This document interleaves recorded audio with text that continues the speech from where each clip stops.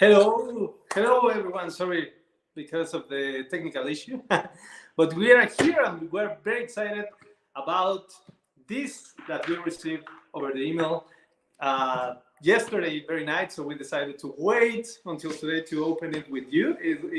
It was a lot of effort to wait this many hours until we could join you because we want you to be part of this moment. And even if you cannot watch it right now, and you watch the replay, that's okay. We have created together 2 games of Creature Kingdom series. We have War for Chicken Island and Those Riding Dinos, and it's time for Kiwi Chalon to come to the family.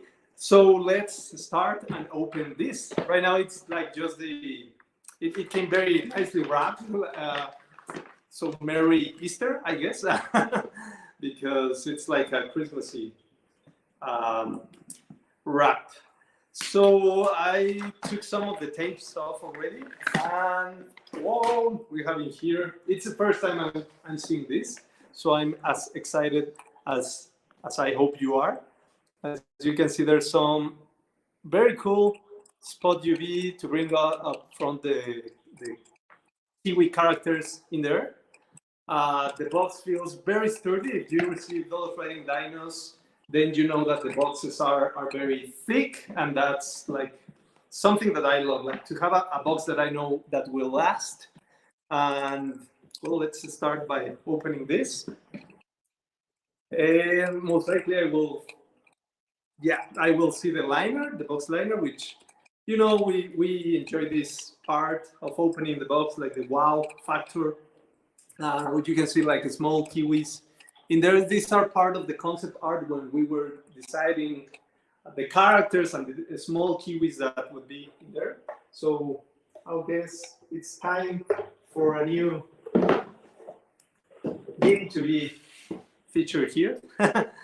And then we have the printed components. The way the factories work is that they usually have their printers or paper stuff, cardboard, stickers, stuff like that.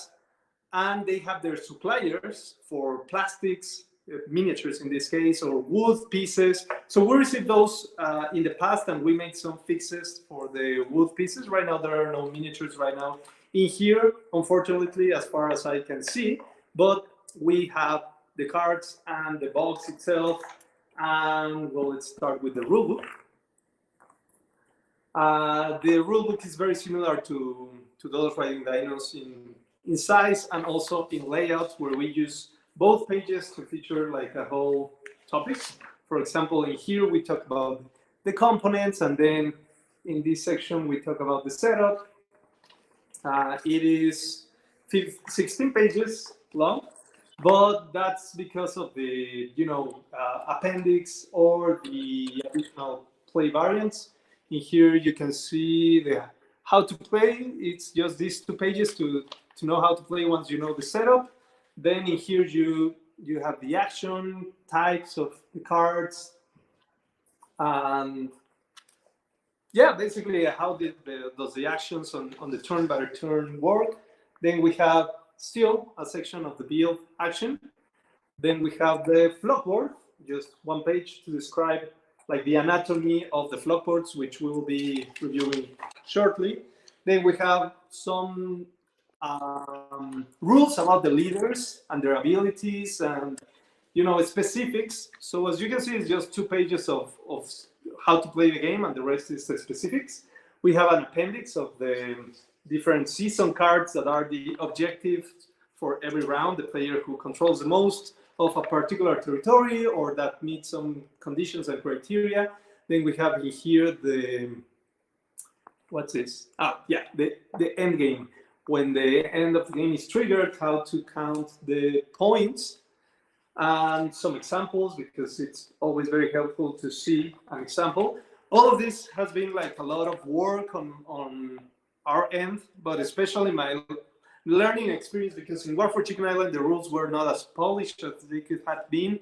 I feel that in Those Riding Dinos we did a better job, but we still learned some things to apply in Kiwi Chalon and to offer you a good experience with the rulebook. And well, then we have the 1-player mode. and it still plays with a bot, an automa, or however you want to call it. And finally, at the end, you have like a variant rule to have like a different turn order, and you get different bonuses. And well, finally, you have also a symbol key at the back of the rule book, because of ease of just taking the rules and seeing what each symbol represents, even though there are like reference cards with the most popular icons, but not all the icons fit in the reference card. So in the rulebook, you can see them all. Well, let me check what else is here. There was like this punchboard for the tokens. Usually when we receive the PPC copies, the punchboards are made by hand. Like it's not a machine cut punchboard, so usually the tokens are not as well. They usually arrive already punched out with but I'm not sure if this can be received. Maybe not. Let me try something here. The tokens have a nice line and finish, just as in Ghost Train and War for Chicken Island, for all the different fruit tokens. So they are easy to grab. The size is very, it's a very good size, so you can easily grab them. Also, you have the domain markers that indicate that you have domain in a particular hex, and these count victory points at the end of the game. They have a good size, again, so you can easily grab them and place them. And well, let me take all of these tokens out of the box. Oops. And then we have another punchboard. All of these punchboards, of course, will come at the top of the box, on top of the plastic miniatures. The plastic miniatures, we expect to receive them soon, anytime, so we can start seeing the quality. And after that, the factory works on the trays, the plastic trays that hold everything together. And if you're familiar with War for Chicken Island, Big Box, or Those Flying Dinos, you know that we are fans of making space for all the stuff that we release on the Kickstarter, which I have in here, the GUI expansion box as well. So here I have the punchboards for the boards, the island sections. They also have a line and finish in there. We decided to include victory tokens in here. This was not announced in the Kickstarter.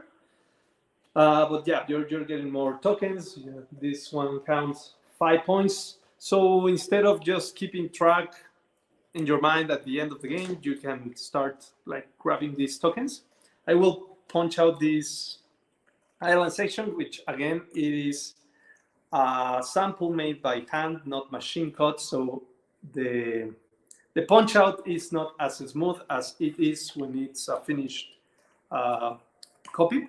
After the pre-production copy, which is usually the paper printed stuff, we receive the mass production copy, and the mass production copy is the version that you will receive. So this is the first milestone on the production process, but it's very exciting because we can see the materials, the colors, the actual thickness of the stuff. And in particular with the island sections, you can see the art changed a lot from what we showed in the campaign.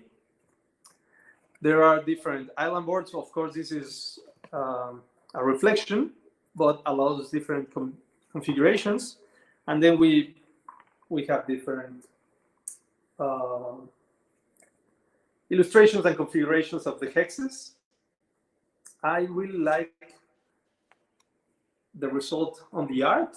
This is something that Jesse at Quackalope mentioned, and that they would like to see like a more immersive map. And I know many of you in the Kickstarter comments also requested that.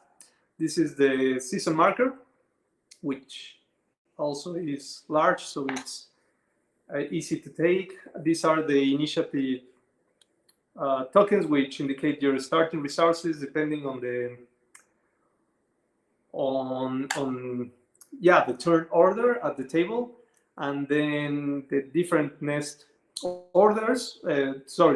Nest tokens. In each nest comes in duplicated because you can build 2 of every type of nest. The second one you build have a victory point in here. Also, they grant additional effects during the once a round is over. So right now I have all the punchboards in here. I can see a lot of comments in here, but I'm counting on Moy and maybe Pam joining on the comment section. So these are the punchboards. They are very good in the field. What I'm a bit worried is about the size of the boards. They felt like they fit like very exactly in the box, but usually this will come in the top, so it shouldn't be a problem, but we need to review if we need to reduce the size a little bit, just a little bit. This marker is a priority token for the solo mode. And well, I'm taking all the punchboards out, and now I will take the cards. Usually the cards will come in a shrink wrap, and we are reviewing with the factory more eco-friendly solutions to have a paper band in the future for future print runs. Right now for this game, we still stick to the shrink wrap, but there are good news in there that Panda also recently received their certification for FSC. So they are sustainable and responsible materials on responsible forests to give back to the planet what we take. That's something that's very important, at least for me. Anyway, we can see the cards in here. I don't think it can be seen in the camera, but they also have like a slight lining finish. Well, these are the season cards, which you get a bonus at the end of the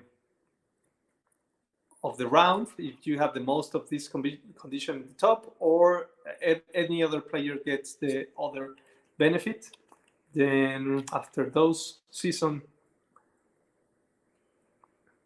the art in there, you have the action cards for the different actions, all of them with their art.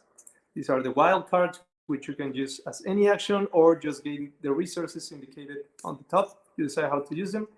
We have the teal kind of green player, the yellow player, the purple one, which is Pam's favorite, and finally you have the red player. The base game has four player components. That's just one pack of cards. There are plenty of cards in Kiwi Chowdown. And oh yeah, this is also something of particular interest if you are into War for Chicken Island or the Riding Dinos. You have, as a special gift, you are getting 4 cards to try with our other games. And you can see in there that it's, again, Oberndorfer and Krakatoa to be played in Kiwi Chowdown, and other miniatures from Kiwi Chowdown to be played in War for Chicken Island or in those Riding Dinos. Don't worry, in the future, in a future campaign, we plan to release a pack of cards where you can use any miniature of any game as a leader or as a racer in those Riding Dinos, War for Chicken Island, Kiwi Chowdown. Right now, we have the Mecha Chicken Kiwi, which I think my face is focusing the camera. We also have Oga and Yuka for those Riding Dinos. I'm not sure if you know the ability, but it says at the end of the round, at the end of the turn, you may activate Ice Storm. And Ice Storm says discard a random card from your hand. If it's an aggressive card, it does 3 hexes. If it's a reaction card, nothing happens. If it's a normal card, each opponent must go back 1 hex. So that's Oga and Yuka in those Riding Dinos. And then we have in here the rules for playing with the goals and power and goals expansions. Let me explain you a little bit how these work. The goal expansions, some secret bonuses on victory points that you get at the end of the game if you meet some criteria. For example, let me read one of these. Score 1 victory point for every 3 fruits you kept. So you may want to play knowing that your fruits will count some points, or score 1 victory point for each of your size 2 or size 3 kiwi on the island board. Your leader does not count. So that's it for the gold cards. All of them have like different conditions. Some of them might look similar, like for example, having the most of a particular hex terrain or from a different one.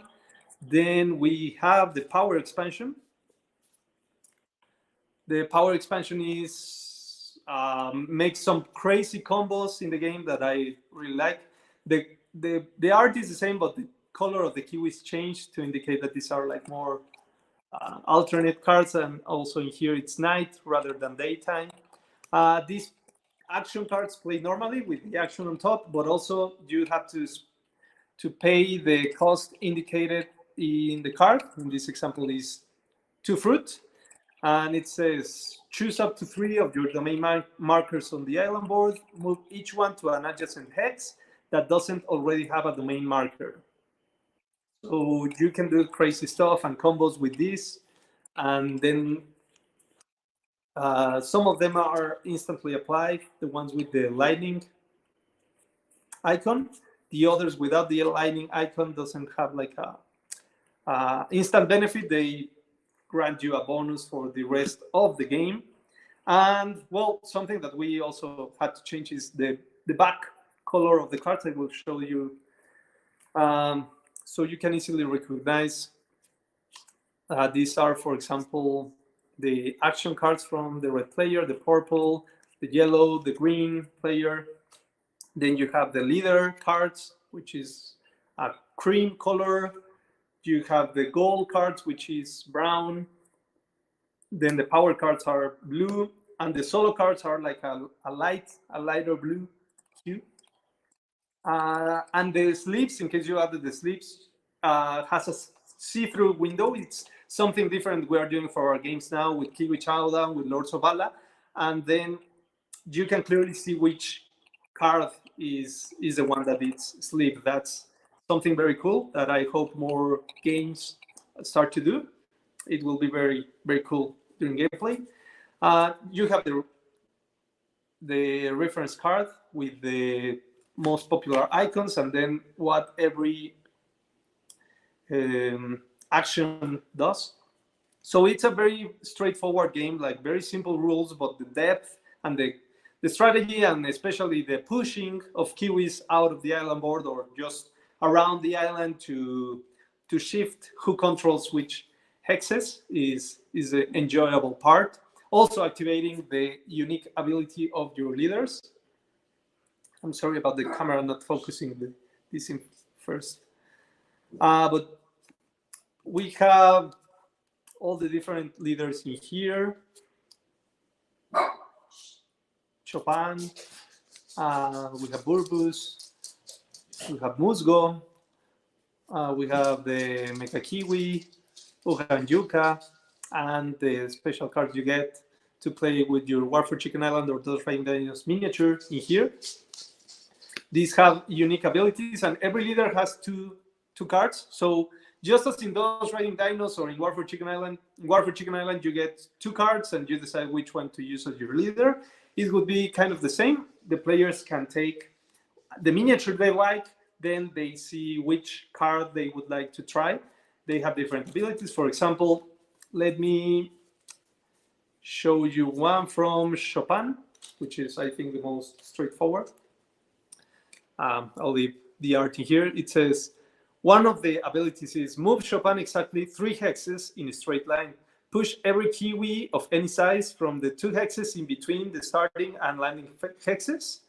And at the end, the hexes in between must be empty after pushing all the kiwis. So basically like a bowling ball, this this kiwi activates the ability and pushes the kiwis in between.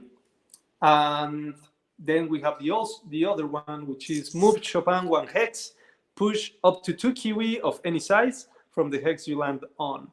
If there are currently no domain markers on the landing hex and you have dominance, you can immediately mark it with a domain marker from your reserve of the matching type. So it plays very differently.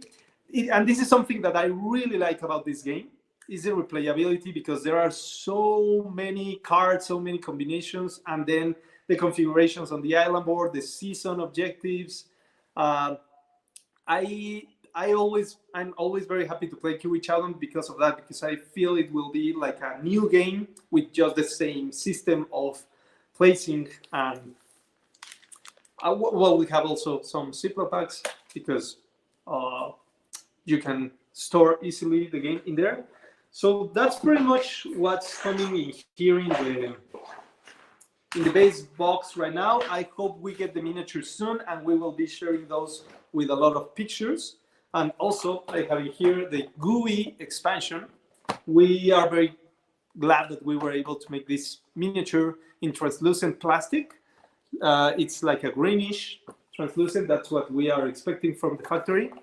You can see here the GUI expansion, English version, and 5th player extension. This is an expansion, requires a base game of Kiwi Challenge to play. And, well, the contents. I really like this simplified look of the expansions for these games. This box is meant to be thrown, so we decided not to make it like,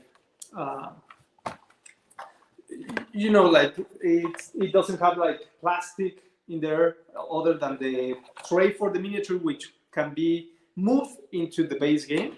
So you can store the miniature with the tray. Make sure of not getting rid of the plastic tray of the miniature. And in here we have a 5th player punchboard with the black colored nests. We have another island board with different configuration, and of course every hex is different. I believe that every hex is specially illustrated.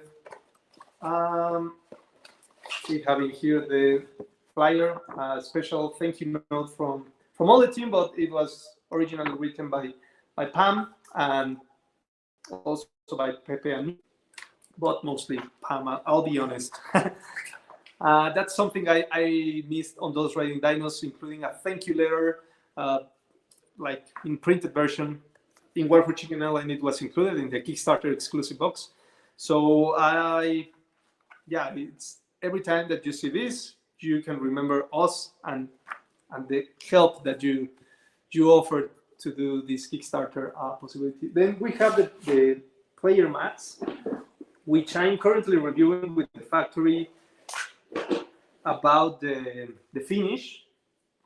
They have a lining finish, and they are feeling kind of very light to me. So I will talk to the factory to make this thicker.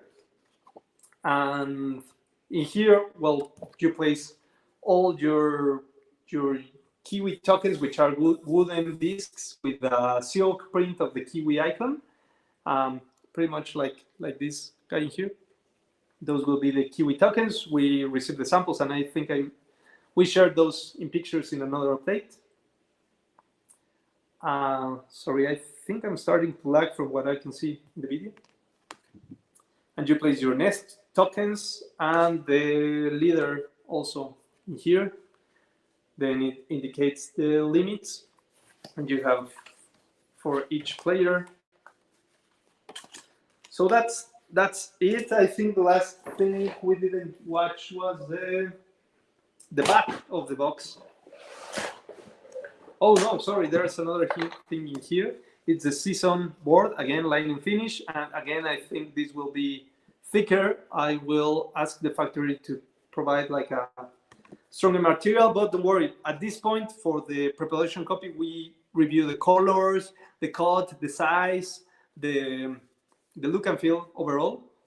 And from there, changing to a thicker material is not like a large amount of time. Right now, we're waiting for the final translate versions. I think for German, like a little bit for the language versions. I will also in here you can mark the step that you are in the round, and in the back you have this variant where each player decides when to take their turn, like variable turn start. And then finally we have the box, the bottom of the box. Again, this feels very sturdy, and the color looks great, very vivid. And that's it. That's Kiwi Child, and we will be sharing more in pictures in tomorrow's update. And as soon as we get the miniatures, I hope we receive them soon, we will also be sharing those. This is moving forward, and even though it's a bit delayed, things are moving, and we will be sharing a more exact timeline very soon as we talk with the factory tomorrow to review this, to make the changes on the materials. And that's it. Let me check. I hope there were not additional comments. I will have to watch the live stream, the replay myself. But in any case, feel free to comment in the Kickstarter, and we will be replying to you as always. Thank you for being here, and see you soon.